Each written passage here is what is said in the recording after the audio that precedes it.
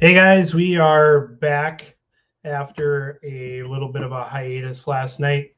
Um, Not sure what was happening, but I went from feeling great to feeling really not great. So I apologize for moving things off. Um, a couple of things that we're going to hit on tonight are our upcoming event down on the river, some questions that have come up over the past few days, as well as some things we're going to be doing a little bit different as a trial this weekend. Nothing major, but yeah. So we've got one set of single days in the books. This is going to be our first 2-day event. Um, so how we're going to run things this weekend is a little bit different. Check-in will be the same as it's been. Um, Rules meeting Friday night at 6. Check-in will start at 5:30 at the dock at Mr. Sippy's, just like we did last time. And then we will do our send-off at 7. And we'll do a send-off at 7 with a and we'll do the same thing. The tournament will open right at 7, so we can do our check-in photo, which we'll explain at rules again. It went really, really well last time. We only had a few that we had to move over into the check-in photo uh, box, so to speak. So that was good. Then we are going to extend fishing hours for everybody till 3:30 with a back to dock time at 4. We're going to trial this to see how it goes with the current things that have happened in the tournament world over the last few weeks. It wasn't in Minnesota, it wasn't walleye, it wasn't all these things, but what it was a tragedy. There were people in one state that were injured, and then there was people in another accident the same day with another tournament group where people were fatally injured and passed away. So we're going to try to do some things in the name of safety, and with using the Fish Donkey app, we're going to be able to do that really easily. There's still going to be, we'll still have to, guys, we'll all still have to manage our time and make sure we're still back at 4 o'clock. If your stuff isn't uploaded at 4 o'clock for some reason, or you're late back and not checked in by 4, it'll be, you'll be DQ'd just like you would be if you came back after 3 or 3:15 on a normal tournament. Not saying that this is going to be how it is all the time or forever. We're going to try it. We're going to see how it goes. I'm going to ask for honest opinions on Saturday. It's 2 days, so on Saturday we'll talk about it again and see how it goes. I just think that this is an opportunity for us to try something different. I won't say do the right thing, do the wrong thing, but it will just be something that we can do differently. So since we were on last, we had another a local Minnesota sponsor jump on board with us out of Prior Lake, Minnesota. Cal from Connectees reached out and was very interested in working with us this year and doing some things. Maria and I spent the day on Sunday transitioning my boat from lead acid batteries to lithium, and we were able to learn a lot about batteries, how they work, how they should be ran, a lot of things. And Cal's got some really, really good options for running good, clean power to all of our graphs. The more graphs you run, the cleaner your power has to be. He's got some very affordable options to clean that up on some of us that aren't running a brand new boat. Some of these boats, started their life with a single graph at the helm, and then we've done all the things we do to kind of pimp them out, make them what we want, make them what we feel like we need, and by doing that, an extra connector here, an extra connector there, a loose connection happens, whatever. They've really solved what ails us, and even just on your trolling motor batteries.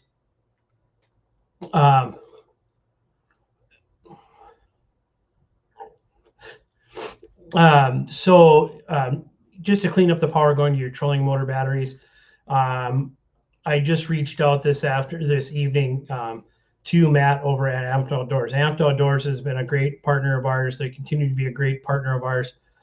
And Matt has a lot of battery knowledge, not just what batteries to use. It's not a sales pitch, but what batteries we should be using to power what we need, how many amp hours you need, how much is too much, how to get a good clean charge, how charging a multi-bank system works. And you gotta bring one battery up to the next level, then all three will start to charge, kind of a thing. Over the past few days, we've learned a bunch about that, and I'm not the professional to come out and say, hey, this is how you should be rigging your boat. I found a lot of interesting things going on in my boat that Cal would say are probably industry standards from a dealership or somebody that rigs boats. That can be very simply changed with some of the stuff they're doing. He will come out to some of our tournaments and kind of demonstrate what he's got, what he's talking about. I do have the stuff in my boat. I'll have it down there this week. If everybody's curious about the different connection styles and things that he's using, we can look in my boat and we can kind of show what the value is there. But yeah, so we have that coming on. We will have media on the water this weekend. We will make sure that we have a good ribbon up on the trolling motor and such, so that we can identify the boats.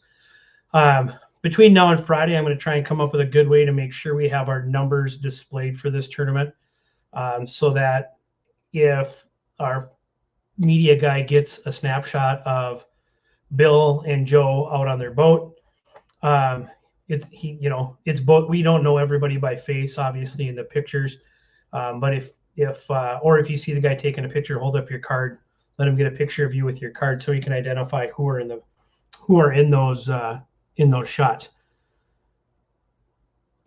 That way we can give you the right credit.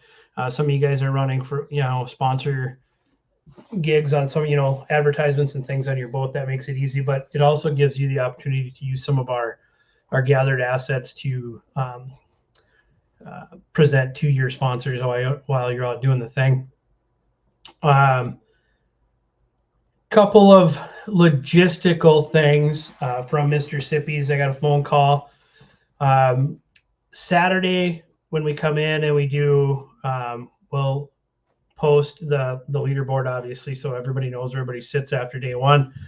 We'll do a presentation, couple of prizes and things that we'll be giving away. When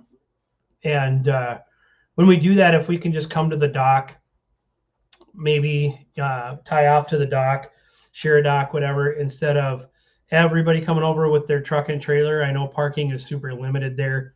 And if we can keep the road nice and clean and open, then we don't have any issue. We'll just do our best.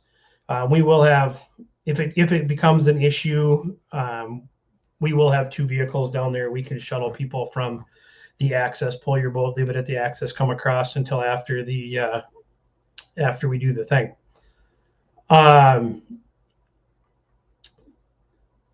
Couple of things that have come up in the last couple of days.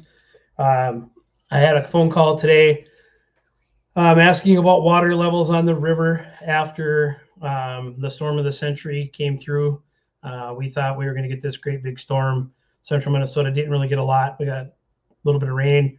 They did get some rain out that did affect the river. It is not going to affect the river in a manner that is going to have any bearing on us having a tournament or not having a tournament. So all systems are go for the weekend. Again, rules meeting on Friday. We'll take off we'll start looking at boats at 5:30, and then at 7 o'clock we'll do a continuous flight like we did the last time. The continuous flight works really, really well down there, and there's just room for it. So it's a 2-day tournament. Remember, boat 1 will be first on day 1. Boat 1 will be last on day 2. So regular order day 1, reverse order on day 2. We will show everybody's top 5 on the leaderboard on Saturday, and we will go into Sunday, and we will do a combined weight from the 2 days, just like we always have. The other question that came up was about registrations, and somebody that was unable to register. I know I've said this 100,000 times this year. Our new website is coming. It is very close. While they were doing an update on the software within the website, there was a small, very small 30-minute time where it processed the payment and did not save anglers as a user. It affected 3 people.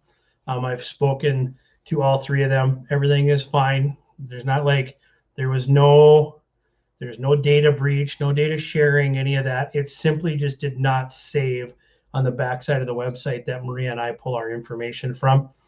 But that will be taken care of here this evening after Maria returns home. We'll go through and fix it.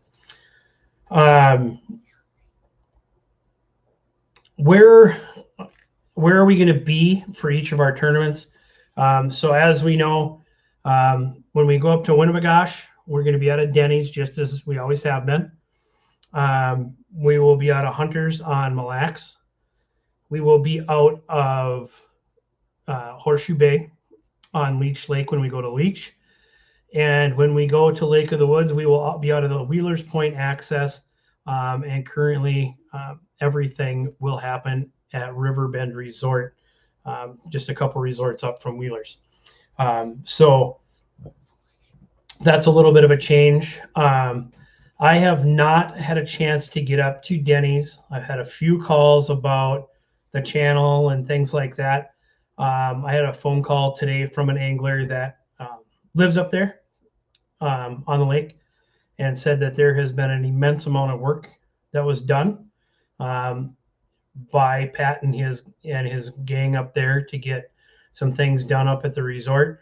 And this person assured me that with what they've done, there should not be any reason to worry about low water, blow in. They did a ton of work and hauled a bunch of silt out of there to make sure that the harbor there was very easily accessible. So again, we're out of Denny's on Winnibigoshish, we're out of Nitty's Hunters Point on Mille Lacs, and we are out of Horseshoe Bay on Leech, Riverbend when we get up to Lake of the Woods. There's some things going on up at Lake of the Woods with where we're going to do things for the championship and things that will be announced later. It'll be very easy to go back and forth if need be. Other than that, watch for in the next week or so, in the next week-ish, I will put out a schedule of some of our guests that we're going to have on for these lives. We've got the guys and gals from Summit Fishing that'll be on talking about what Summit's doing, both open water and in the winter season. A lot of their stuff obviously goes season to season with their shuttle systems. We will have Matt Lardinos get on here with us from Amped Outdoors and talk about all the battery questions that people are going to come up with prior to. He does a good job explaining a whole bunch of things before we ask questions, and then we get a chance to ask those questions. Now that it's tournament season, it's going to be a little harder to schedule, but we might have to move our live to a different night for this one. But Tom Wynn is going to come on and talk about his Tom Wynn University, his forward-facing sonar stuff. I've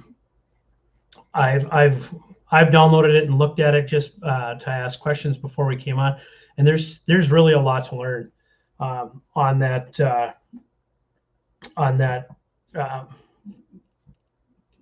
I guess series. I guess I would call it educational series, and reaching out to Tom, very humble, very excited to be able to come on and talk about it. And just a shout out to Tom, like they were just out for the NWT event out in Pierre, and in the middle of pre-fishing, he was out helping the local fire department learn how to use forward-facing sonar for rescue and recovery. I think that that's super, super cool that, you know, in the middle of all of it, Tom took the time away to go help the first responder group locally to understand their equipment, what they were doing. So we'll get Tom on here as well. And then as the season goes on, we'll get some of you guys on as we have some wins, maybe some losses. There's a lot of season left. We're just kicking it off. I'm sure there will be some things that are worth talking about on here that maybe aren't the winners so much as, you know, who knows what's going to happen on the water between now and September. We do have a permit for a shootout style tournament for a Director's Cup. Currently it's on Mille Lacs. We don't know the where and when of that yet. I'm trying to move that permit. The date for me is just a little bit later in the month, and I wanted to be able to try and move it up. But we're having a hard time with knowing what is actually spoken for on those weekends. Trying to use the DNR website to figure it out. And then I will work with Rosa Gunner from the DNR and see if we can move that permit to an earlier date. Probably late September instead of late October is our goal.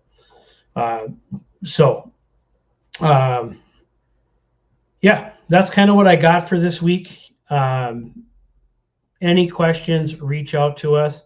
Like I said, there was a software update that happened that kicked out like 3 people when they registered. I just kicked out their information. We know that they paid. It's all processed and everything. So if there's anything that comes up in the next couple days before the tournament, let us know.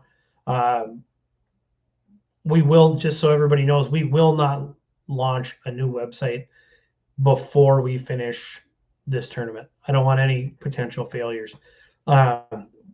We have Fish Donkey. The practice tournament is open because some of you guys think you're funny and you register your coffee table at 3 o'clock in the morning and I get a donkey noise on my phone. I've learned how to shut the donkey noise off on my phone. So if you need to know how to do that, feel free to ask this weekend and I can tell you how to shut that noise off and still have your notifications on your phone.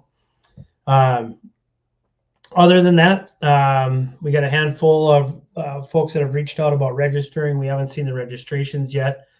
Remember, 48 hours before takeoff, before the tournament. So if we're 7 o'clock on Saturday, by 7 o'clock on Thursday, we should have our registrations in place. If for some reason you have an issue with not knowing if something's going to happen or whatever, and you're worried about registering, if you have a reason for that, call me. You know, there's a lot of stuff going on. It's spring. We had somebody call and say, hey, I really want to register. I'm not sure what else I'm going to do. Jeff, you will not hear the donkey during takeoff like you did the last time. I'm sorry. But you know, kids are in baseball, softball, track, all those things, and they're moving from sections to regions and all that. And if they do this, they got to do that. We want to be cognizant of family time too. And if you know, for some reason, a high school kid doesn't make, you know, go from one level to the next with track and wants to come out and fish with us, I say no better way to let them, you know, shake the fog of what's going on with track or say baseball, softball. Come on, fish with us. So we might have a couple of late entrants due to that, but other than that, we really need to have everybody register by Thursday morning. That means we're down to the wire. We're about a day and a half of registration time left.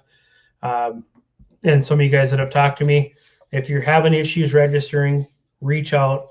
We want to get it taken care of. And we want to help you get registered so that you can come out and hang out with us and have a good time. Other than that, I think I'm going to let you guys go. It's short and sweet this week. I will put out a schedule probably sometime this weekend saying when we're going to start having some of our sponsor folks on here. We had to refine a few things, especially after last week. The whitewater live. For some reason, I got kicked out of part of it, and every time I tried to go back into it, I was getting pushed to other YouTube things that had absolutely nothing to do with the MTT or fishing. And I know some others had some issues. So anything comes up, you need anything, get a hold of Maria or I, reach out on Facebook Messenger, call the phone, reach out by email on the MTT email. There you go, Jeff. You probably heard that. Maria just got home. It's not a donkey, just a horn, but there's one. There you go. All right. We will see you guys Friday. Reach out with any questions.